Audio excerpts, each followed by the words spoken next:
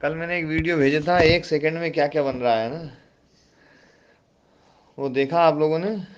1 second में वो कितना क्या मेरे से क्या तो बन जाता है। खुला ही नहीं गुरुदेव, वो खुला ही नहीं है मेरे से, मेरे हम्म। मोबाइल में गुरुदेव। बहुत, मतलब पता नहीं क्या क्या हो रहा है संसार में, कितना सब कुछ इतना विस्तृत है संसार। हाँ, तो वो मैं ऊँट वाली कहानी सुनाया था, है ना। एक व्यक्ति के पास में 23 ऊँट थे। बूढ़ा हो गया था, मरने वाला था, तो मरने से पहले अपनी वसीयत लिख गया वो। वसीयत लिखने के बाद में मर गया। लोगों ने उसका क्रियाक्रम किया। क्रियाक्रम करने के बाद में सब इकट्ठे हुए, बोले भैया इनका जो है ना कुछ बंटवारा उटवारा है वो कर दो, वसीयत देखो क्या है। तो वसीयत उसने अपने पुत्र के नाम पे लिख रखी थी, लेकिन पुत्र के साथ साथ उसके पास में 2 आदमी और रहते थे जो बचपन से ही रहते थे। वो भी उसकी सेवा करते थे। तो उसने उसको भी, उन दोनों को भी कुछ कुछ दिया। तो उसने जो है ना उस 23 ऊँटों में आधे ऊँट तो उसने अपने बच्चे के नाम लिख दिए। बोले भैया आधे ऊँट तो मेरे बच्चे को दे देना, और जो बचे आधे, उसमें से आधे जो है ना बड़े वाले नौकर को आधे उसमें से, और उससे एक कम छोटे वाले को। अब है ना, वसीयत में जब ये लिखा हुआ है, बाकी सब चीजें तो बढ़ गई, पर वो ऊँट जो है ना, अब 23 ऊँट है, 23 ऊँट में से आधे बच्चे को दे तो आधे में से तो ना 11.5 होंगे। एक ऊँट काटना पड़ेगा, और एक ऊँट कट जाएगा तो भी बात नहीं बनेगी, चलो 11.5 दे दिया। अब जो 11.5 उसके आधे, तो 11.5 के आधे कितने होते हैं? 6:45। 6.25 है ना। तो 6.25 में फिर एक और ऊँट काटना पड़ेगा। एक ऊँट को आधा आधा करना पड़ेगा, और एक आधे हिस्से के जो ना फिर आधे आधे करने पड़ेंगे, तब जाकर के 6.25 बनेगा। तो 2 ऊँट कटेंगे। और सब है ना, 2 ऊँट तो छोड़ो, एक ऊँट काटना नहीं चाह रहे हैं। सब बड़े परेशान कि यार बिना काटे, बिना ऊँटों को काटे, है ना, इसका बंटवारा कैसे करें। सब बुलाए बड़े बड़े, है ना जो है ना लोग, समझदार लोग जो है, जब कोई उलझ जाता है तो समझदार लोगों को बुलाते हैं। तो जो है, और बुलाए तो है ना जो है, तो भी बात बनी नहीं। कई दिन हो गए सब उलझन में। बोले यार ये बूढ़ा भी जो था ना पहले भी ऐसे ही था, ये बोले ये ऐसे भी जो है ना लोगों को उलझा के रखता था, अब मरने के बाद में फिर उलझा गया। पर बोले यार इसमें होगा तो कुछ ना कुछ तो बात होगी, है ना जो है, पर ये समझ में नहीं आ रही है। तभी कोई संत उधर से जो है ना, अब रेगिस्तान का इलाका था, ऊँटों पे चलते थे, संत भी ऊँटों पे चलते थे। तो एक संत जो है ना वो आए उस गांव में। ऊँट पे सामान था उनका सब, जो है ना गांव में रुके, तो गांव वालों ने भी प्रणाम प्रणाम करके उनको, है ना जो है ना पानी वानी पिला के बोले महाराज, बोले आप और बाकी सब चीज़ बाद में बताना, ज्ञान उपदेश बाद में देना, हमारी एक समस्या आ गई है, वो थोड़ी सी आप उसका समाधान करो।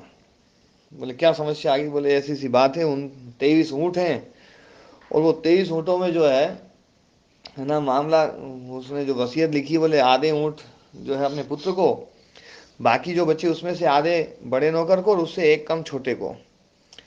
और बोले ये हमारी समस्या उलझ गई है, और क्या करें इसको, कैसे बांटें? तो संत ने कहा, बोले भैया कोई बात नहीं, इसको मैं बांट दूंगा, कल सुबह बांटूंगा। तो कल सुबह सबको बुला लेना, नहीं तो अभी मैं बांट दूं, बाद में पता नहीं जो है ना लोग, है ना जो है ना माने नहीं माने, तो जो शिकायत होगी वो उसी समय कर देंगे लोग। तो सबको सुबह बुला लेना। तो सबको सूचना भेजी कि भैया कोई महाराज आए हैं, और बोले वो समस्या का समाधान करने वाले हैं। तो सब लोग परेशान तो थे ही उस, है ना पहले से। तो सुबह ही जो ना वहाँ भीड़ लग गई खूब। आस पास के गांव के लोग भी आ गए, बोले भैया यार ये महाराज कैसे इस समस्या को, है ना, को सुलझाते हैं। तो जब सब लोग आ गए तो महाराज आए, और महाराज ने कहा, बोले भैया देखो ये 23 ऊँट ले आओ। वो 23 ऊँट ले आए। वो बोले तीनों को बुला लो। तीनों भी वहीं थे, वहाँ है ना बुला लिया। तो महाराज ने कहा, बोले देखो मैं तो हो गया बूढ़ा, अब मेरे से तो ज़्यादा चला फिरा जाता नहीं है, तो मैं तो अब रहूँगा आश्रम में, और आश्रम में रहूँगा तो मुझे इस ऊँट की ज़रूरत नहीं, ऊँट की सेवा कौन करेगा, तो मेरा ऊँट भी इसमें मिला दो, ये 23 में। तो वो महाराज का जो ऊँट था वो 23 में मिला दिया, तो हो गए 24। बोले अब इसमें से आधे इसको दे दो, ये लड़के को। तो आधे ऊँट उसको लड़के को दिए, तो 12 ऊँट उस लड़के को दे दिए। फिर बोले महाराज अब, बोले अब बचे 12, उसमें से आधे बड़े नौकर को देने के लिए था, तो बड़े नौकर को आधे दे दो। तो 6 उसको दे दिए। अब वसीयत में लिखा, बोले भैया छोटे नौकर को उससे एक कम, तो बोले उसको 5 दे दो। बोले महाराज ये 1 ऊँट बच गया। बोले ये मेरा बच गया, मेरे को वापस दे दो, बच ही गया तो क्या करें अब। तो है ना जो बात गुरुदेव। है ना। हम्म, तो क्या है, ये संसार में 23 तत्व है, 23 ऊँट है, और 24वां जो है ना वो आत्म तत्व है। आत्म तत्व को जी यदि जोड़ दिया जाता है, आत्म तत्व को है ना समझ लिया जाए, तो ये 23 ऊँटों का जो ना की जो पहली है वो सुलझ जाती है। और नहीं तो ये 23 ऊँटों की जो पहली है वो सुलझती नहीं है, आज तक किसी की नहीं सुलझी। बिना आत्म तत्व को समझे ये पहली नहीं सुलझेगी। ये उदाहरण जो दिया करते थे महात्मा नारायण स्वामी जी ने, ये दिया है। उनकी पुस्तकें जो ना बड़ी अच्छी पुस्तकें हैं। तो उन्होंने जो है बड़े बहुत अच्छे महात्मा हुए महात्मा नारायण स्वामी जी। उन्होंने वो है ना 19 पे वो है ना वो करी थी वो कहानी, मैंने उसको 23 से जोड़ दिया। तो बहुत सुंदर गुरुदेव। अपना जो सूत्र चल रहा था, सीए साहब ओम प्रणाम जी। हाँ स्वामी प्रणाम। हाँ प्रणाम जी। अरे जी 2 दिन अभी बहुत है ना उठा पटक रही, आप थे ही नहीं कक्षा में। हाँ जी। हाँ नमस्ते। नमस्ते गुरुदेव। नमस्ते जी, नमस्ते जी। बहुत स्वामी जी पता नहीं नमस्ते दोबारा जी। कब शुरू होती है। है। स्वामी जी नमस्ते। नमस्ते जी, नमस्ते जी। कुशल गोयल बठिंडा से जी। हाँ कुशल जी, जय हो प्रणाम जी। कुशल जी आपकी तो मैं कई बार कुशल नाम आता है, आज पढ़ रहा था मैं सुबह, उसमें भी कुशल अच्छा जी। शब्द आया रमन की जो ना, तो है। मैंने कि उनको ही फोन मैं करवाऊंगा। जोड़ता हूँ स्वामी जी, बीच में आप नहीं थे, काफी क्लासें मैंने ज्वाइन की थी। जी जी जी जी तो जी आपका आशीर्वाद है स्वामी जी। जी जी जी। सीए साहब तो 2 दिन की आप रिकॉर्डिंग सुनना जी, ईश्वर के क्रिया को लेकर के उसमें विवेचना की है। ठीक है स्वामी ईश्वर में सुनूंगा जी। क्रिया डाली जाए या नहीं डाली जाए। तो है ना इसमें जो ना सब सहमत हो गए हो ऐसा तो मैं नहीं मानता, लेकिन सबको समझ में जरूर आ गया होगा कि हाँ यार क्रिया डालने में है तो झंझट, ये तो समझ में सबको आ गया होगा। अब डाले नहीं डाले वो इनका मामला है। मेरे तो काम है इतना समझाने का, भैया क्रिया डालोगे तो ईश्वर जो है ना तमोगुणी भी हो जाएगा, क्रिया डालोगे तो ईश्वर परिणामी भी हो जाएगा, क्रिया तो डालोगे गुरु जी हैं? हैरान भी हो जाएगा, बीमार भी हो जाएगा। हाँ क्रिया डालोगे तो जो है ईश्वर जो है वो स्थान से प्रभावित होगा और काल से प्रभावित होगा। जो कालातीत जो कहा जाता है वो कालातीत नहीं रहेगा, और क्रिया के कारण से बहुत सारी चीजें जो है ना मतलब वो हो जाएंगी, जो उसका जो उतना रूप माना जाता है वो रूप नहीं रहेगा। इसलिए जो है ना क्रिया जो है वो सही नहीं है। हाँ अब अपना जो सूत्र चल रहा था, कौन सा 10वां सूत्र चल रहा है ना मुकेश जी? स्वामी जी वैसे 10वां तो पढ़ लिया था, इसमें व्यास भाष्य तो पढ़ लिया था पूरा 10वें सूत्र का। अच्छा एक बार इसको देख लेते हैं तो, है ना। तासाम वासनानाम अनादित्वम चाशिषो नित्यत्वात्, तासाम वासनानाम आशिषो नित्यत्वात् अनादित्वम, आशी के नित्य होने के कारण से अनादि है ना।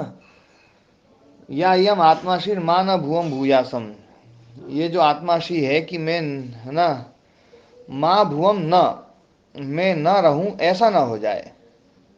माँ भुवम मतलब मैं न रहूं, न ऐसा ना हो जाए, अपितु भूयासम रहूं ही मैं। इति सर्वस्व दृश्यते, ये आत्माशी सबकी देखी जाती है। सा न स्वाभाविक, वो स्वाभाविक नहीं, स्वाभाविक नहीं है, किसी न किसी निमित्त को लेकर के है। कस्मात जात मात्र से जंतो अननुभूत मरण धर्मकस्य, जात मात्र जो है जो भी केवल उत्पन्न हुआ है, ऐसा जो जंतु है, ऐसा जो प्राणी है, अननुभूत मरण धर्म कस्य, जिसने अभी मरण धर्म का अनुभव नहीं किया है, वो ऐसा जंतु द्वेष दुखानुस्मृति निमित्त, जो द्वेषानुसक्त, द्वेष से युक्त जो दुख है, उस दुख की अनुस्मृति निमित्त है जिसका ऐसा मरण त्रास, उसको कैसे हो जाएगा? मरण त्रास का मतलब क्या है? मरने का भय, मरने के दुख का भय। हाँ, वैसे जो त्रास शब्द है ना, मतलब यहां पर त्रास शब्द भय अर्थ में है। त्रास शब्द का वास्तविक अर्थ जो है ना, वो होता है अल्प भय। जो उद्विग्नता होती ना, वो है त्रास। ध्यान देना, त्रास जो है ना, जो है ये संचारी भाव है, और भय जो है वो स्थायी भाव है। मैंने बताया था ना, जो भाव होना जो है ना, कि जो है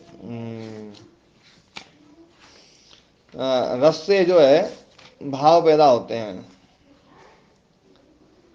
रतिर्हासस्य शोकस्य क्रोधोत्साहो भयम तथा जुगुप्सा विस्मय, है ना, विस्मय समाह स्थायी भावा प्रकीर्तिता। तो ये जो है, उसमें भय है, उसमें त्रास नहीं है।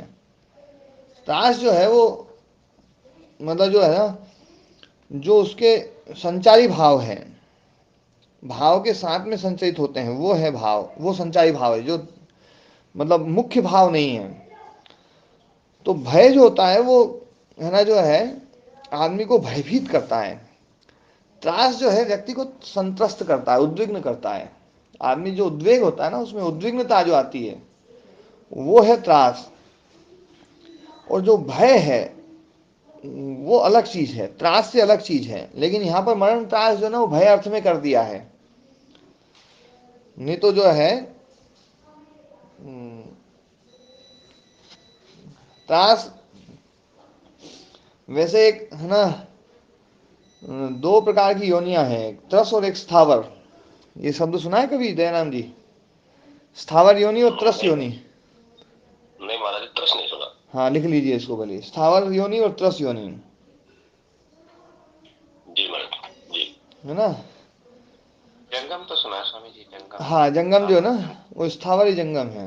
नहीं, वो त्रस जो है ना, पर वो यहाँ पर एक अलग ढंग से इसको इसको है ना वो किया जा रहा है। दो प्रकार की योनियां हैं, एक त्रस है और एक स्थावर है।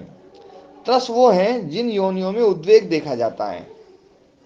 आप किसी भी जीव को आप थोड़ी सी सुई चुभाओगे ना, आप एकदम वो उद्विग्न हो जाएगा।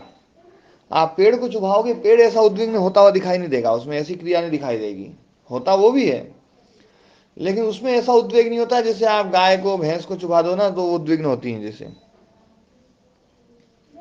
इसलिए उनको स्थावर कहा है।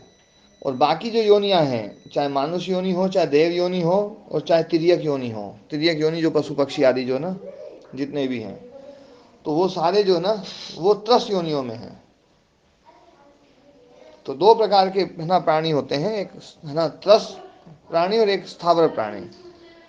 वो भी एक प्रकार की योनियां है, स्थावर भी और ये त्रस जो ना। तो त्रास जो होता है, जैसे क्रोध और अमर्ष होता है ना, अमर्ष, अमर्ष शब्द भी वास्तव में क्रोध के लिए प्रयुक्त होता है, पर अमर्ष जो है ना, जो हल्का क्रोध है, हल्का क्रोध जो होता है वो होता है अमर्ष। और महाराज अमर्ष, इसको ऐसे भी कह सकते हैं महाराज जी की, जैसे आपने क्रोध के लिए बताया, तो क्रोध से पहले की जो स्थिति है, यानी क्रोध का जो व्यक्तिकरण है, उससे कुछ पहले की स्थिति है। क्रोध जो प्रकट हो रहा है किसी क्रिया के द्वारा, उससे पहले जो स्थिति है, अंदर ही अंदर जो चलता है, ऐसा कह सकते हैं। नहीं ऐसा नहीं है ये। अमर्ष जी जो होता है ना, अमर्ष अंत तक अमर्ष भी रह सकता है। अमर्ष क्रोध में बदल जाए एक अलग बात है, जी। लेकिन अमर्ष जो है ना, अंत तक अमर्ष रह सकता है। क्रोध काल में भी मत बना रह सकता है। हाँ, मतलब जैसे जी हम महाराज। जैसे माँ बच्चे के ऊपर है ना जो क्रोध करती है, तो कई बार तो मन नहीं होता है, दिखाना ही होता है। जी कई बार दिखाना नहीं, माँ भी जो है ना थोड़ी परेशान हो जाती है ना, जो है ना गुस्सा करती है, पर हल्का गुस्सा करती है। जी और कई बार जो है ना, गुस्सा ऐसा होता है कि उसमें नियंत्रण ही नहीं रहता जी है ना। तो नियंत्रण सहित जो क्रोध होता है ना, वो होता है अमर्ष, जी महाराज। है ना। हम्म। तो जो मरण त्रास है, जो मृत्यु का भय है, मतलब यहाँ पर उद्वेग है, क्योंकि यहाँ पर जो भय है ना वो उद्वेग रूप में दिखाई देता है, इसलिए यहाँ पर मरण त्रास शब्द का प्रयोग किया है ना। तो ये मतलब, नहीं तो त्रास वास्तव में संचारी भाव है ना। और भय जो है ना वो भयानकता के कारण से आता है। क्रोध जो है ना रौद्र रस के कारण से आता है। आपने उस दिन भी पूछा था ना रौद्र और भयानकता में क्या अंतर है। रौद्र जो है ना वो क्रोध को पैदा करता है और भयानक रस जो है ना भय को पैदा करता है। दोनों में यही अंतर है। कार्य कारण भाव एक प्रकार से है। कार्य कारण भाव तो है, पर रौद्र रस अलग है, भयानक रस अलग है। उस दिन आपने कहा था रौद्र रस और भयानक रस तो एक जैसे लग रहे हैं, जी। है ना। द्रोणाचार्य मर गए तो जो है ना उसको वो हुआ है ना, जो है ना है ना, जो है उनका पुत्र जो था ना अश्वत्थामा, अश्वत्थामा ने भयंकर अस्त्र निकाला और उनका उसका जो रौद्र रूप देखा लोगों ने, तो पूरी पांडव सेना भयभीत हो गई। जी। तो जो भयभीत हुई है इधर, ये भयानक रस है यहाँ पर पांडव सेना में जो ना, ये भयानक रस जो ना, जब पांडव सेना का वर्णन आएगा तो आपके भीतर एक भयानक रस पैदा होगा जिसके कारण से पांडव सेना भयभीत होती हुई दिखाई देगी। जी। और है ना अश्वत्थामा का है ना जो ना रौद्र रूप दिखाई देगा जिसके कारण से उसके भीतर क्रोध पैदा हो रहा है। अश्वत्थामा में भय नहीं है कि है भय, जी। नहीं है ना। अभी और भय इसे ऐसा लगता है महाराज जी कि रौद्र रूप का तो यहाँ ऐसा अर्थ निकल जाएगा कि जो क्रोध का के बाद, जो क्रोध के बाद उसकी जो प्रतिक्रिया है। नहीं नहीं, क्रोध से पहले रौद्र आता है, रौद्र से क्रोध आता है। रौद्र से क्रोध आता है। रौद्र रूप जो होता है ना उससे क्रोध होता है। जी। क्रोध भाव अच्छा। होता है, रौद्र तो रस है। रौद्र रस है, जी। वो जो रस है ना, जी। वो रस जी महाराज। है ना जो है वो, क्रोध का कारण बनता है। हाँ क्रोध का कारण। पर वो रस जो है ना, वो जब हम काव्य सुनेंगे ना तभी रौद्र रूप दिखाई देगा। जी। वहां पर तो रौद्र रूप नहीं, वहां तो क्रोध ही दिखाई देगा। यथार्थ में तो जो ना, हाँ यथार्थ में रस नहीं होता है, यथार्थ में तो भाव ही होते हैं। रस तो काव्य में होता है, मैंने वो पिछली बार ही बताई थी बात, जी महाराज। है ना। जब काव्य को सुनेंगे ना या काव्य को पढ़ेंगे तो हमारे भीतर जो है ना उस व्यक्ति को लेकर के एक रौद्र रस, एक भयानक रस, ये रस उत्पन्न होते हैं, जी। है ना। हाँ, इसी प्रकार से जो ना, है ना, निर्वेद जो है ना ये भी एक रस है। निर्वेद रस जो है ना, ये उपेक्षा, उपेक्षा जैसा कह सकते हैं इसको। निर्वेद रस जो है ना उस जो है वैराग्य रस। यानी उपेक्षा भाव। वैराग्य रस जो है ना, संसार की क्षण भंगुरता के कारण से, मैं संसार की क्षण भंगुरता है ना जो ना बताता रहूं कि संसार क्षण भंगुर है, ये है वो है, कुछ नहीं है, सब जाने वाला है, सब मरने वाला है, और सब जो है ना वैसा होने वाला है। तो आपके भीतर एक निर्वेद रस पैदा होगा। वो निर्वेद रस जी जो है ना महाराज। आपके भीतर सम भाव को पैदा करेगा। सम भाव जिसको वैरागी भाव कहते हैं, है ना। ठीक है ना। ध्यान रखना, जी निर्वेद, महाराज। निर्वेद कहो या जी। वैरागी कहो ना, वैरागी एक रस है, भक्ति जी। रस नहीं है, भक्ति भाव है। जी। भक्ति भाव है, वो भाव तो सामान्य रूप से दिखाई देगा। जो निर्वेद है ना वो तो जब सुना, हम जब ना संसार की क्षण भंगुरता के बारे में चिंतन करेंगे, वर्णन करेंगे ना, तो एक निर्वेद रस जो है ना उस समय पैदा होता है। और जो निर्वेद रस है ना वो वैरागी को जन्म देता है, शम को जन्म देता है ना। शम मतलब समन, तृष्णा का समन, इच्छाओं का समन। उस समय सब इच्छाएं समाप्त हो जाएंगी। अरे कुछ नहीं, सब बेकार, क्या करना है। इच्छाएं बाद में पैदा होती हैं, महाराज इसमें तो फिर कार्य कारण भाव ही है। हाँ, तो कार्य कारण भाव तो है, रस से जो ना, रस से भाव पैदा होते हैं। रस से भाव की उत्पत्ति। हाँ, जी महाराज जी। रस से भाव पैदा होते हैं, क्योंकि रस से भाव वो आपके भीतर पैदा होंगे। जी जी आपने अभी महाभारत का युद्ध थोड़ी देखा है, लेकिन महाभारत के युद्ध का वर्णन करूंगा तो भी आपके भीतर ये भाव पैदा होने लगेंगे। जी जी है? और महाभारत के युद्ध में जो भाव पैदा हो रहे थे ना, उसमें बिना रस के हो रहे थे वो। उस समय रस नहीं था। और उस समय रस नहीं था। जी जी हाँ, जी है ना? जी महाराज जी। हाँ काफी गंभीर विचारणी है जी। हाँ, ये विषय थोड़ा सा वो है। हाँ, इसलिए रस तो काव्य में होता है, इसलिए काव्य जो है ना, साहित्य संगीत कला विहीना, साक्षात पशु पुच्छ विषाणहीना।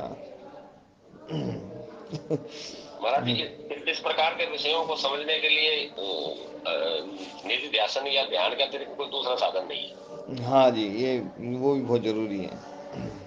जी तो मरण त्रास जो है किस प्रकार से हो सकता है, जिसने अभी मृत्यु का दुख का अनुभव ही नहीं किया। और ये जो मृत्यु का जो त्रास है, वो मरण त्रास जो वहां पर जो हो रहा है, वो बिना निमित्त के नहीं हो रहा है, नैमित्तिक है। वो सतत नहीं दिखाई दे रहा था। जैसे ही निमित्त पैदा हुआ, माँ की गोदी में वो बालक था, हाथ जैसे ढीले हुए, कुछ एकदम से कुछ वो हुआ और बालक गिरने लगा, तभी वो मरण त्रास उत्पन्न होता है। तो इसका मतलब है निमित्त से पैदा हुआ है वो। स्वाभाविक वस्तु निमित्त को ग्रहण नहीं करती। देखो, न च स्वाभाविकम वस्तु निमित्तम उपादत्ते। स्वाभाविक वस्तु जो है ना, निमित्त को ग्रहण नहीं करती है। तस्मात् अनादि वासनानुविद्धम इदम चित्तम। इसलिए ये सिद्ध होता है कि पूर्व जन्म है, और पूर्व जन्म में वासना से अनुविद्ध जो चित्त है, उस चित्त के कारण से, है ना, वो जो चित्त है कुछ वासनाओं को लेकर के, निमित्त वशात, किसी निमित्त को लेकर के जो फल उत्पन्न होने वाला है, उस फल को निमित्त बना करके चित्त जो है कुछ वासनाओं को पैदा करके, है ना, प्रतिलभ्य, प्रतिलभ्य मतलब है ना, अभिव्यज्य, उसको अभिव्यक्त करके पुरुषस्य भोगाय उपावर्तते, पुरुष के भोग के लिए उपावर्त होता है ना, प्रवृत्त होता है। घट प्रासाद प्रदीप कल्पम संकोच विकासी चित्तम। घट प्रासाद प्रदीप कल्प है संघना जो है, इसका अपन ने वो नहीं पढ़ा था, पर ये समय ना इतना ही बहुत है। वो तत्वशादी जो है ना, वो तो एक पैराग्राफ की तत्वशादी बहुत थी। तो वैसे इसका भी जो तत्वशादी ने बहुत इसका विवेचन किया है। तत्वशादी ने तो सारे सूत्रों में एक एक लाइन का ही विवेचन खूब किया है। तो घट प्रासाद प्रदीप कल्पम संकोच विकासी चित्तम। चित्त जो है ना, वो घट और है ना महल, घड़े और महल में रखे हुए प्रदीप के समान संकोचित और विकास वाला है, ऐसा कुछ लोग मानते हैं, है ना। कुछ लोग मतलब सांख्याचार्य लोग मानते हैं, सांख्य वाले मानते हैं। कल मैंने एक बात बताई थी सांख्य को लेकर के, जो ना गुण और गुणी में भेद वाली जो बात, कि गुण और गुणी में भेद नहीं मानता है सांख्य। सांख्य का सत्कार्यवाद है। सांख्य किसी भी चीज को जो है ना उत्पन्न होने वाला नहीं मानता है। सांख्य मानता है कि ये सब चीज पहले से है, कारण में कार्य मौजूद है। जैसे मिट्टी में घड़ा मौजूद है, मिट्टी से घड़ा पैदा नहीं हुआ है, अभिव्यक्त हुआ है बस। मिट्टी में पहले से ही घड़ा है, मिट्टी में पहले से ही ईंट है, मिट्टी में पहले से मकान है, ये सब अभिव्यक्त हो गए हैं। अनागत धर्म था वो अतीत, है ना, वर्तमान धर्म हो गया। जो धर्म पहले अनागत था, अनागत लक्षण धर्म, वो वर्तमान हो गया, और वर्तमान फिर अतीत चला गया। इसमें अपन ने चर्चाएं करी थी कि जैसे मिट्टी का लोंदा है, तो मिट्टी का लोंदा जो है वो सूखे मिट्टी चूर्ण से अब मिट्टी चूर्ण नहीं रहा, मिट्टी का लोंदा बन गया। तो मिट्टी जो चूर्ण था वो अतीत, वो जो धर्म था वो अतीत हो गया, अतीत धर्म। और वर्तमान धर्म हो गया लोंदा, और लोंदे से घड़ा बनेगा, तो घड़ा जो है ना ये अनागत धर्म है। घड़ा बनेगा, उसमें है वो धर्म मौजूद है, पर वो अनागत रूप में है, व्यक्त रूप में नहीं है। और वो ही घड़ा जब बन जाएगा तो अनागत धर्म वर्तमान धर्म में आ जाएगा, और जो पहले वर्तमान धर्म था लोंदा, वो अतीत धर्म में चला गया। तो ऐसे ही सारे संसार में ये सारे धर्म जो है वो अनागत से वर्तमान होते हैं, वर्तमान से अतीत में जाते हैं। बस यही क्रम चलता है। दूध धर्म था, दही बन गया, अब दही बन गया है तो दही में छाछ धर्म मौजूद है, लेकिन वो अनागत है। और दूध धर्म अनागत हो गया है, वो अतीत हो गया है। अतीत हाँ, दूध धर्म जो है वो अतीत हो गया, और है ना जो छाछ धर्म अनागत है, और दही धर्म वर्तमान है। अब दही से ही जो है ना, उसमें सारे धर्म भी हैं, उसमें दही बड़ा भी है, उसमें रायता भी है, उसमें कढ़ी भी है, सब कुछ है, सारे धर्म मौजूद हैं उसमें। कौन सा धर्म व्यक्त होता है, कौन सा अनागत रह जाता है, वो है ना जो ना परिस्थितियों के आधार पर है। तो अनागत जो है, निमित्त को देख करके अनागत जो है वो वर्तमान हो जाता है। निमित्त जो है, ध्यान देने वाली बात है, एक बहुत गंभीर बात बता रहा हूं। कोई भी निमित्त अनागत धर्म को वर्तमान बनाता है, तो अनागत धर्म नैमित्तिक हो गया। अनागत धर्म नैमित्तिक हो गया। जैसे उदाहरण से समझते हैं अपन, है ना, मिट्टी का लोंदा है, मिट्टी के लोंदे में कौन सा धर्म अनागत है? मिट्टी धर्म के अतिरिक्त जितने भी ईंट धर्म है, घट धर्म है, सिकोना धर्म है, हाँ जी, धर्म है, प्रदीप व्यास जी। वो सब अनागत है। जी स्वामी जी। हाँ, मिट्टी में जो है ना, मिट्टी का लोंदा बन चुका है। अब लोंदे में जो है ना अनागत धर्म घट भी है, और भी सब बहुत सारे हो सकते हैं। तो घट अनागत धर्म है, और उस अनागत धर्म को व्यक्त करने वाला है ना कुम्हार, है ना उसका चाक, ये सब निमित्त हैं।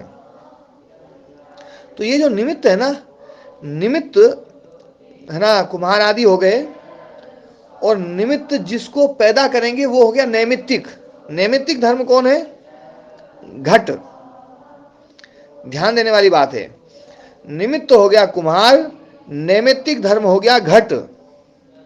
अब शास्त्रकार ये कहते हैं, सांख्य ये मानता है कि यदि नैमित्तिक धर्म होता ही नहीं, मौजूद ही नहीं होता, तो निमित्त चाहे सर फोड़ फोड़ करके मर जाए, लेकिन निमित्त जो ना वो नैमित्तिक धर्म को पैदा ही नहीं कर सकते। वो धर्म उसमें मौजूद है तभी निमित्त जो ना नैमित्त उस प्रवृत्त होता है। क्योंकि नैमित्तिक ही नहीं है तो निमित्त कैसे रहेगा? नैमित्तिक के कारण से तो निमित्त है जी, मानी उसकी यानी उसकी उपस्थिति के कारण ही निमित्त अपना कार्य कर सकता है। हाँ। तो कोई यदि केवल निमित्त से ही कोई बात बनती तो कोई आदमी पानी से भी ये निकाल सकता था। नहीं, नैमित्तिक तो, निमित्त जो है ना, निमित्त बनता ही तब है जब नैमित्तिक हो। नैमित्तिक के कारण से निमित्त है। पुत्र के कारण से पिता पिता है, नहीं तो पिता जो है ना उसको पिता ही नहीं हो, तो पुत्र है इसलिए पिता है वो। शब्द ही नहीं बनेगा। दूसरी बात, घट, यदि घट धर्म है ही नहीं तो घट धर्म का ज्ञान कैसे होगा? जो चीज है ही नहीं उसका ज्ञान हो सकता है क्या? नहीं हो सकता। जो चीज है उसी का तो ज्ञान होगा। जे है तभी तो ज्ञान होगा। जे है तभी ज्ञान होगा। देखो, ज्ञान के लिए ज्ञाता भी चाहिए और जे भी चाहिए। ज्ञाता है और जे है नहीं, तो ज्ञान हो सकता है? नहीं हो सकता। इसलिए जे होना आवश्यक है। इसलिए यहाँ पर सद्भाव है। सत्कार्यवाद मतलब सत है, विद्यमान है, अविद्यमान नहीं है, विद्यमान है, तभी वो जे विषय बनता है। नहीं तो जो भी ज्ञान में आ रहा है या जिसकी भी उत्पत्ति हो रही है वो पहले से ही है, उसको उत्पत्ति शब्द से हम कह देते हैं। हाँ, मतलब जो ना अतीत हो या अनागत हो, अतीत हो या अनागत हो, वो जे रहता है। तो जे रहता है मतलब वो है तभी जे है, और उस जे के कारण से अतीत और अनागत का हमें ज्ञान होता है। वो है इसलिए ये निमित्त बनते हैं, है ना। तो नैमित्तिक है इसलिए निमित्त है। नैमित्तिक ही नहीं रहे तो निमित्त काय का रहेगा? बात समझ में आ रही है प्रदीप व्यास जी? जी स्वामी जी, समझ में आ रही है ना। हाँ, इसलिए सत्कार्यवाद है। सत्कार्यवाद का मतलब है कि वो है ही, खत्म नहीं हो सकता वो, है ना। ना सतो विद्यते भावो ना भावो विद्यते सतः उभयोर अभिदृष्टोन्तस्तनयोस्तत्वदर्शी भी। उसकी बहुत व्याख्या करी है शंकराचार्य जी ने। उस सूत्र की व्याख्या जितनी करी ना उतनी तो शायद किसी भी मतलब उस श्लोक की व्याख्या, गीता के उस श्लोक की व्याख्या जितनी करी है उतनी व्याख्या किसी श्लोक की करी है, और बहुत जटिल व्याख्या है। ना सतो विद्यते भाव, जो असत है वो उत्पन्न नहीं हो सकता, और जो है वो मर नहीं सकता, खत्म नहीं हो सकता। अर्जुन तू यूं ही परेशान हो रहा है, बावड़ा हो रहा है। बोले यदि ये है तो ये है ही रहेंगे, खत्म नहीं होंगे, ये अहे नहीं होंगे ये। और यदि ये है ही नहीं तो फिर तू क्यों दुखी हो रहा है? जो है ही नहीं उसमें उसका मोह क्यों कर रहा है? तू एक बात मान ले, या तो इनको है मान ले या इनको ना है मान ले कि नहीं है।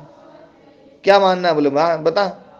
यदि तू ये मानता है कि आहे हो जाएंगे, आहे हो जाएंगे, तो मतलब पहले भी आहे ही थे। ये तुझे दिख रहा था भले कि ये हैं, ये आहे यदि हो जाएंगे तो ये पहले भी आहे ही थे। आहे मतलब जो नहीं है, क्योंकि अहे से अहे ही रहेगा, है ना। है से अहे नहीं हो सकता है, सत से असत नहीं हो सकता है। ये बात तत्व की बात है। और यही बात जो है ना, समझ लें, ये संसार में जो है ना सब जो चीज है, बस इसमें जो है ना संसार में, और मतलब अपरिणामी और परिणामी में अंतर क्या है, इसको भी थोड़ा सा समझ लो। परिणामी में अनागत धर्म और अतीत धर्म होते हैं। अनागत धर्म और अतीत धर्म होते हैं परिणामी में।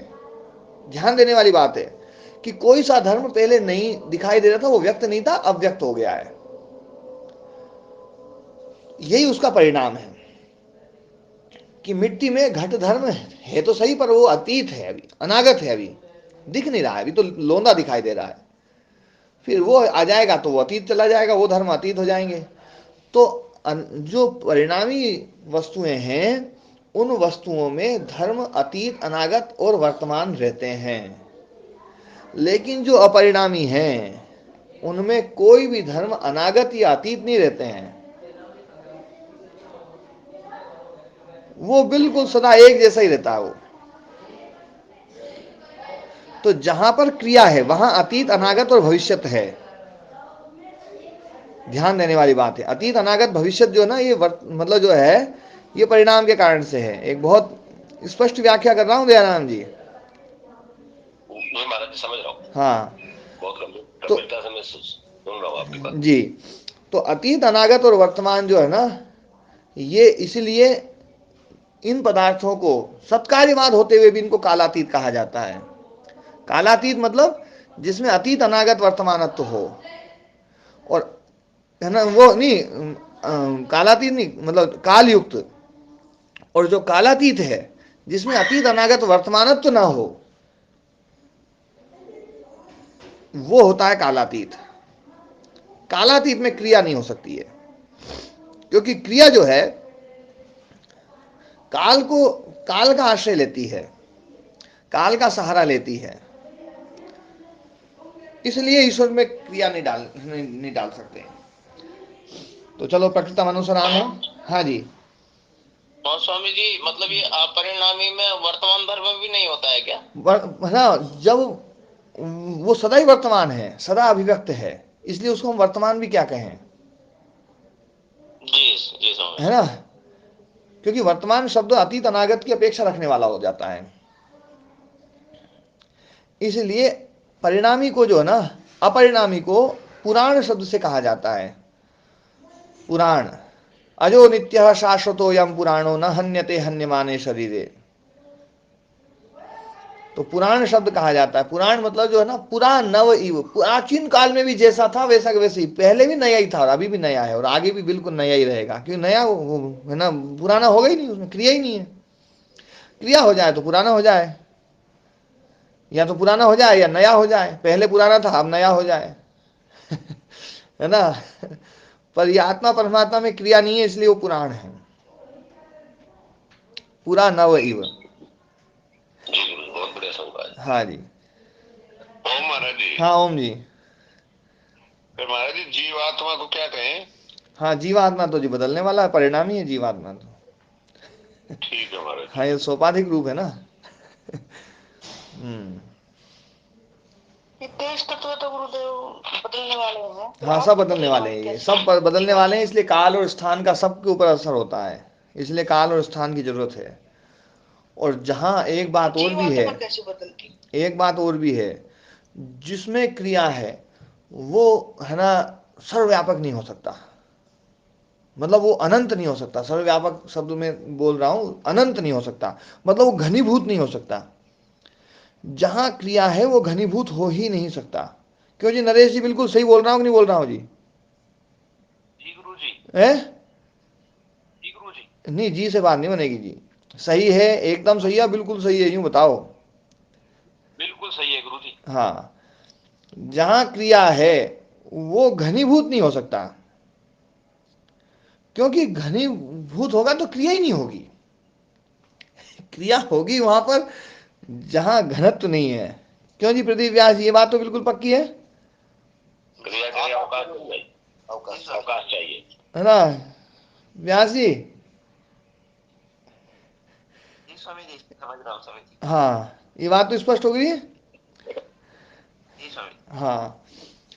ओम महाराज जी। हाँ ओम जी। फिर ये पोता पाता तो गया सब। अब सब जाओ नहीं जाओ मुझे मतलब नहीं उससे। है ना? अब आपके तो है नहीं ना, जब जाने के मतलब हमारे तो है। मेरे तो ज्यादा है।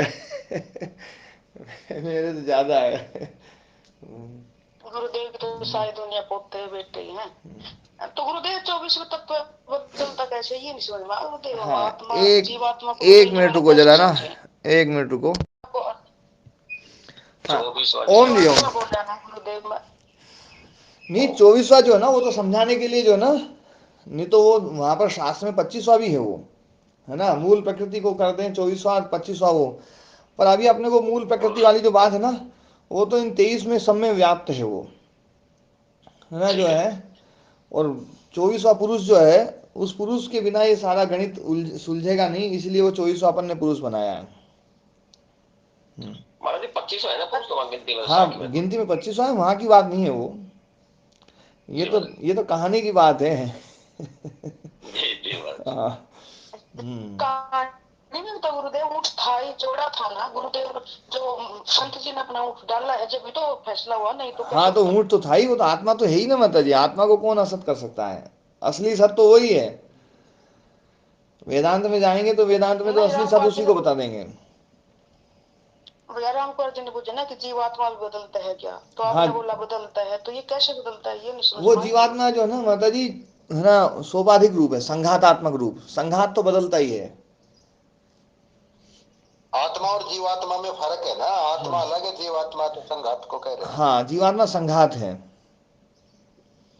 तो ये संघात का बदलाव तो समझ में नहीं आ रहा गुरुदेव, ये भी समझाओ फिर। संघात तो बदलता ही माता जी, आपका जो मन है, आपका जो चित्त है ना, वो चित्त तो बदलता ही रहे, बदलता ही रहता है, उसमें खूब सोच विचार चलते हैं अपन, खूब इच्छा होती है, द्वेष होता है, प्रयत्न होता है, सुख होता है, दुख होता है, सब कुछ होता है, उस उसमें ही होता है वो सब। ये 23 में आ गया ना गुरुदेव। हाँ, ये 23 में आ गया, और 24वां है आत्मा। 24वां है शुद्ध आत्म तत्व, हाँ, केवल आत्म तत्व, जीव धर्म से भी नहीं रहित। 23 में जीवात्मा। हाँ, 23 में जी, जो चित्त जो है ना, वो चित्त में ही जीवात्मा है। हाँ, ये भाई बात समझ में, ये जो अंतःकरण है जो इसको जी। जीवात्मा समझे भी। हाँ जी। जी। तो घट प्रासाद प्रदीप कल्पम संकोच विकासी जी। चित्तम, ये है ना, चित्त जो है वो संकोच और विकास वाला है। हमें एक वो जो चर्चा कर रहा था वो मैं भूल गया फिर उसे ना जो है, मैं ये कह रहा था कि सांख्य और वेदांत का जो मत है, सांख्य का मत है सत्कार्यवाद, हर चीज है। वेदांत का ये मत नहीं है। इसलिए वेदांत का सबसे बड़ा प्रतिद्वंदी जो है ना, आप लोगों को एक बात बता रहा हूं, वेदांत का सबसे बड़ा प्रतिद्वंदी यदि कोई है तो वो सांख्य वाले हैं। जी जी। हैं? कई जगह शंकराचार्य जी ने ये बात कही भी है कि हम सांख्यों की तरह ऐसा थोड़ी मानते हैं। हम्म। फिर ये भी कहते हैं कि सांख्यों ने जो तत्वों का जो है विवरण तो तुमको तो अच्छा दिया है। हाँ। दोनों बात एक साथ कहते हैं। हाँ, सांख्य जो है ना, सांख्य के समान ज्ञान नहीं है, ये बात भी बोलते हैं, और सांख्य को अपना सबसे बड़ा प्रतिद्वंदी भी मानते हैं। प्रदीप व्यास जी। ये कह, ये कहते हैं जी तत्व निर्धारण में तो सांख्य से सुंदर कोई कोई कोई दूसरा मत नहीं है। हम्म। परंतु फिर उसको वो विवर्तवाद कह के एक तरफ कर देते हैं। हम्म। तो घट प्रासाद प्रदीप कल्पम संकोच विकासी चित्तम शरीर परिमाणाकार मात्रम इति अपरे प्रतिपन्ना, अपरे मतलब सांख्य, यहाँ पर ये सांख्य योग में थोड़ा सा मतभेद है। सांख्य और योग की परंपरा एक ही है। लेकिन यहाँ पर जो है थोड़ा सा जो है, ये लोग चित्त को जो है ना विभू मानते हैं। सांख्य में चित्त को जो है ना शरीर परिमाण वाला माना गया है। जहां दीपक रखा है उस आकार वाला दीपक बन जाएगा। घड़े में रखा है तो घटाकार हो जाएगा उसका प्रकाश, और महल में रखा है तो महलाकार हो जाएगा, है ना। तो ये इति आचार्य तच्च धर्मादि निमित्तापेक्षम। अच्छा ये ना, नहीं ये अभी प्रतिवृत्ति तथा च अंतराभाव संसार से युक्त, और ऐसा होने पर ही अंतराभाव और संसार युक्त हो जाएगा। ये कह रहे हैं यदि विभू होगा चित्त तो इसमें से निकल के उसमें जाना ये तो संभव ही नहीं हो पाएगा फिर, क्योंकि वो तो यहाँ भी है वहाँ भी है, तो अंतराभाव नहीं होगा। और संसार मतलब संसरण मतलब जन्म, तो जन्म तो तभी होता है जब इसमें से निकल के चित्त जब उसमें जाता है ना, उसमें अंदर घुसता है, तब तो जन्म होता है। अब वहाँ तो पहले से ही है, तो जन्म क्या होगा, संसरण क्या होगा। तो अंतराभाव और संसरण जो ना ये तभी युक्त होगा जब वो संकोच विकास वाला हो, शरीर के परिमाण वाला हो। तो योगाचार्यों ने कहा, बोले ऐसा नहीं है, वृत्ति रेवश्य विभुना संकोच विकास नहीं इति आचार्य, है ना, जो है वृत्ति ही इसकी संकोच विकास वाली है। चित्त तो विभु है, वृत्ति संकोच विकास वाली है। और वृत्ति रूप ही जो है ना, जब हम देखते हैं तो इधर से उधर जो हो रहा है वो सब वृत्ति रूप ही सब हो रहा है। हम वृत्ति रूप के कारण से उसको जो ना शरीर परिमाण वाला मान रहे हैं। तो ये आचार्य ने ऐसा माना। अब इसमें जो है बड़ा शास्त्रार्थ है तत्वशादी में जो है ना, उसमें बड़ा लंबा शास्त्रार्थ है कि भैया। ओम महाराज जी, होम जी होम। ये विभूचित सबका मिला के एक हो जाता है या विभूचित भी सबके अलग अलग है? है ना, वो तो है ना सबके अलग अलग हैं, चाहे चित्त विभू हो चाहे वो, चित्त तो सबके अलग अलग है। ठीक है महाराज। जी गुरु जी। जी महाराज जी, हाँ कुछ नरेश जी। जी हाँ जी गुरु जी। हाँ जी। मैं मैं ये कह रहा था गुरु जी हम्म कि जब आदमी एक शरीर से दूसरे शरीर में जाता है तो आज जीवात्मा ना कह के चित्त ही जाता है, क्योंकि आत्मा तो स्थिर है, वो तो ना सरकती है ना टहलती है ना कहीं। हाँ, आत्मा नहीं जाता, जीवात्मा जाता है। हाँ, जीवात्मा भी नहीं, वो चित्त ही जाता है। वो आत्मा चित्त तो जो है ना, कभी नहीं है। जो चित्त है ना, वो चित्त जब भी है ना संघात रूप में है ना, तो उसी को जीवात्मा शब्द से कहा जाता है। वो मैं बहन जी की बात कह रहा था, परमेश बहन जी की। हम्म वो आत्मा तो स्थिर है, वो ना गति करती है ना कहीं, वो हाँ, तो आत्मा में तो निष्क्रिय कोई है वही। ही नहीं, आत्मा तो बिल्कुल एक जैसा है, इसको तो वो बिल्कुल है चित्त ना। ही हाँ, अपने को कोई सपने में उठा के पूछे ना, नींद में उठा के पूछे, बोले भाई आत्मा एक कैसी है, बोला आत्मा भैया एकदम है ना एक रस है, बिल्कुल कोई क्रिया नहीं है, ये तो बिल्कुल पक्का बिठा लो। और थोड़े दिन में मैं परमात्मा में भी ऐसे बिठाई दूंगा आप लोगों को। परमात्मा में क्रिया डालते ही आप लोग मन में एकदम आएगा यार, ये परमात्मा में क्रिया तो नहीं हो सकती। स्वामी जी। वो तो है नहीं सिवाय और कुछ भी नहीं है बस। हाँ स्वामी जी ऐसा है कि जैसे आत्मा को स्थान और काल नहीं घेरते, तो चित्त को जो है वो स्थान काल घेरते हैं। हाँ, चित्त को घेरते हैं, हमारे चित्त को। ठीक है। हम्म स्वामी जी कई बार आप विभू भी बता रहे हो चित्त को। हाँ, चित्त विभू है। जी इसी पर मैं एक प्रश्न करना चाह रहा था महाराज हाँ, जी। चित्त जैसे अनंत नहीं है। देखो, विभू शब्द मैंने बताया था ना, विभू जी शब्द सर्वदेशी है, अनंत नहीं है।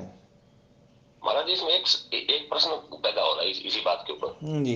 कि विभू विभू कोई वस्तु है और वो साथ में जड़ भी है, यानी संघात कह लीजिए। हाँ, और संघात यदि विभू है तो फिर एक ही हो सकता है, फिर वो अनेक कैसे हो सकते हैं? क्योंकि एक में दूसरा तो घुसेगा नहीं। नहीं ऐसा नहीं है, जी महाराज। है ना। एक में एक दूसरा तब घुसेगा, तब नहीं घुसेगा जब एक दूसरे को बाधित करे, है ना। जी ये ज्ञानात्मक सत्ता है, और वो एक दूसरे को बाधित नहीं करती है। महाराज, ज्ञानात्मक के यदि साथ ये यदि ये साथ मान लिया जाए ना, भूतात्मक। यदि ये मान जी लिया जाए, तो फिर ये मानना पड़ेगा कि इस पूरे ब्रह्मांड में केवल एक ही तत्व है, दूसरा हो ही नहीं सकता। ज्ञानात्मक सत्ता है, तरंगों की तरह समझाया था महाराज जी आपने। हाँ, रेडियो की तरंगे हैं, कई सारी तरंगे आती है, सब चलती रहती हैं, कोई दिक्कत नहीं है ना, एक दूसरे को बाधित नहीं करती हैं। और विभू शब्द का एक बात और ध्यान रखना, विभू शब्द का अर्थ जो है ना, जो ये है ना, अनंत नहीं है। विभु शब्द सर्वदेशी है, और जी जी सर्वदेशी महाराज जी, भी आप एक, सर्वदेशी मानने में भी यही बात बुद्धि में आ रही थी कि हाँ सर्वदेशी दो वस्तुएं एक साथ एक ही स्थान में कैसे रह सकती है एक ही काल में। हाँ, जो वस्तु जो है ना मूर्त वाली है, मूर्त रूप, जो मूर्त रूप है ना, वो है ना जो है, निश्चित रूप से एक वस्तु जहाँ पर है वहाँ दूसरे रूप में रहेगी, लेकिन अमूर्त रूप, अमूर्त वस्तु जो है ना, वो एक जगह पर दो भी रह सकती है, जैसे काल और है ना जो है दिशा, दो अलग अलग चीज है या नहीं है? ये तो ठीक है, लेकिन महाराज जी फिर तो चित्त को अमूर्त मानना पड़ेगा। हाँ, अमूर्त रूप है, ज्ञानात्मक सत्ता है। चित्त महाराज जी है ये मूर्त, ज्ञानात्मक सत्ता ही बताया था आपने। हाँ, फिर उसमें पंच महाभूत भी बताते हैं कि पंच महाभूत भी है उसमें, क्योंकि जो 17-18 तत्व बताए जाते हैं। नहीं, पंच महाभूत उसमें नहीं है। पंच सूक्ष्म भूत महाभूत है, तो ये स्थूल शरीर में है। तो वहाँ सूक्ष्म भूत है जी। हाँ, वहाँ सूक्ष्म भूत है, तन्मात्र, तन्मात्र तन्मात्र है। स्थान नहीं कहते, हाँ, तन्मात्र नहीं, पर तन्मात्र तन, स्थान। ये जो है ना ध्यान देने वाली बात है, ये जो विभू है ना, ये चित्त के लिए है, शरीर के लिए नहीं है, वो 18 तत्वों के लिए नहीं है। फिर चित्त को उससे अलग माने। हाँ, चित्त जो है ना उन 18 में एक है, लेकिन जो 17 चीजें हैं ना, वो सर्वदेशी नहीं है। जी हाँ, वो तो शरीर में रहने वाली हैं। जी महाराज। हाँ, तो शरीर में रहने चित्त क्या वाली है। सत्ता है, चित्त क्या सत्ता है गुरु जी, थोड़ा सा और स्पष्ट कर दीजिए। चित्त एक ज्ञानात्मक सत्ता है। स्वामी जी शब्द आदि तो सर्वदेशीय ही है, आकाश का गुण है तो ये। हाँ, जो शब्द जो ना, जो ध्वनि है ना, ध्वनि अलग चीज है, शब्द अलग चीज है। ध्वनि को शब्द माना जाता है इन शास्त्रों में। बाकी जो शब्द जो है ना, जो ज्ञान रूप में है ना शब्द, वो वैयाकरण वाले मानते हैं, वो तो फिर उसको नित्य मानते हैं, वो सुना, वो अनंत मानते हैं, वो तो ब्रह्म को शब्द रूप ही मानते हैं। शब्द ब्रह्मणि निष्णाता पर ब्रह्मादि गच्छति।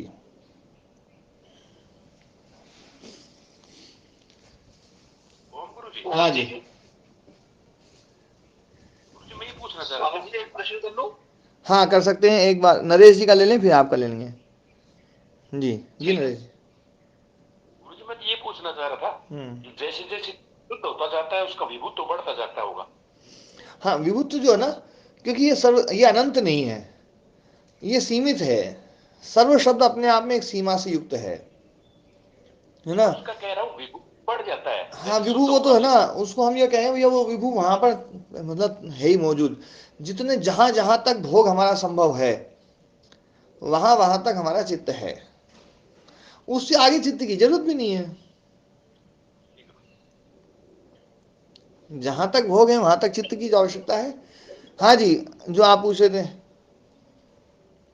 स्वामी जी ये ऊंट वाली कहानी 1 मिनट में सुना देते हैं या थोड़ी सी इसकी व्याख्या कर देते तो बिल्कुल क्लियर हो जाता है ये।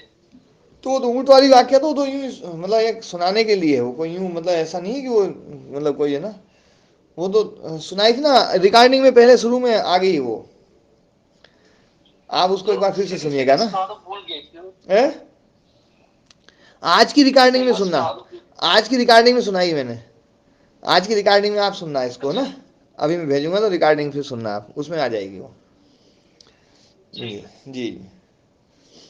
तो और गुरुदेव आज ये तो जो समय हो गया जीव तत्व है 7-1 ये तो बजे। जड़ है ना गुरुदेव? हाँ, सब जड़ है है गुरुदेव। वो जी। तो जीव तो इसमें चेतन माना जाएगा ना, ज्ञान माता जी, रूप जीव तो बिल्कुल जड़ होता है, आत्मा जो ना वो चेतन है। जीवात्मा में जो जीव धर्म है ना, वो जीव धर्म चित्त का है। आत्मा। निरोध धर्म संस्कारा परिमाणोत जीवनम चेष्टा शक्ति से चित्तस्य धर्मा दर्शन वर्जिता, उसमें जीवन धर्म है, चित्त का धर्म है वो। जीवन ये चित्त का धर्म है, ये आत्मा का नहीं है। जीव जड़ है और हम्म। चित्त चेतन है। है, जो चित्त है ये भी जड़ ही माना जाएगा ना वैसे जीव तो? चित्त है, चित्त है ना जड़ है, आत्मा चेतन है।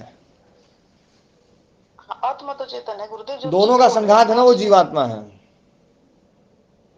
वो भी जड़ी है फिर। हाँ, वो संघात तो जड़ ही रहेगा, शुद्ध रूप से जड़ है, क्योंकि आत्मा का थोड़ा भी अंश उसमें नहीं आ सकता है। तो यही उलझते हैं गुरुदेव हम बस। आप लोग क्या है, घड़े का जो प्रतिबिंब है ना, उस प्रतिबिंब में पानी पीना चाहते हो, हाँ और जी वो गुरुदेव। प्रतिबिंब जो है ना, जो शीशे में पड़ा रहा है, वो प्रतिबिंब है, वो घड़ा नहीं है। लेकिन घड़ा दिखाई तो देगा, वो सब कुछ दिखाई देगा, कलर वलर भी दिखाई देगा, आकार भी दिखाई देगा, सब कुछ दिखाई देगा, लेकिन वो घड़ा नहीं है। तो हाँ है जी, ना, जो है ना, आत्मा गुरु आत्मा जैसी। बिल्कुल अलग है। चित्त में जो आत्मा का जो है ना, जो है ना, प्रतिबिंब पड़ रहा है, वो प्रतिबिंब आत्मा नहीं है, पर आत्मा जैसा है वो, उसी को जीवात्मा कहा जाता है। ये दुख सुख महसूस जो हो रहा है चित्त को, उसी को हो रहा है फिर। हाँ, सब कुछ वो उसी को हो रहा हो, वो चित्त को, जो जिस चित्त में प्रतिबिंब है आत्मा का, बस। ठीक है गुरुदेव, ठीक है, बहुत आज बहुत पाठ को यहीं विराम देते हैं ना। धन्यवाद। ओम शांति शांति। नो